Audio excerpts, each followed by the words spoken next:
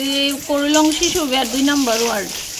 সকালে জল আয় না পাইপটা দিয়ে আমি কই জলটার মধ্যে কি টাটকে রয়েছে, পাইপটা টান দিয়ে দিই একটা সাপ ফুল্লা রয়েছে। তারপরে সবাই আইলো দেখলো। মানে এটা সাপটা কি মরা নাইও? মরা মরা। আচ্ছা, তারপরে পাইপটা টান দিছে, এবার জলটা কোনো রকমে বাইরে না। তারপরে হ্যাঁ বাবা এটারে খুললা টান না দেখছে এটার মধ্যে এই মতো সাপ মরে রয়েছে। এটা কিসের মানে জলটাকে সাপ্লাই না? সাপ্লাই জল। এই জল দিয়ে তো আমরা ঘরে ফিল্টারে জল দিতাছি, বাচ্চা স্নান করতেছে, বাচ্চারা জল খাইতেছে, ঠাকুর করে পূজা দিতাছি এই জল দিয়ে। ওই কি করবেন এই ব্যাপারে? খুবই খারাপ, কি করবো। ওয়াটার ট্রিটমেন্ট আছে, এই ব্যাপারে কি করবেন? তাহলে তারা তো কোথাও বিশুদ্ধ জল দিতেছে, জল সিদ্ধ করে জল ফাটায়। তাহলে এইসব জলের মধ্যে আমরা প্রায় সময় জলের মধ্যে মাছ পাই, চিংড়ি মাছ থাকে, ছোট মাছ থাকে।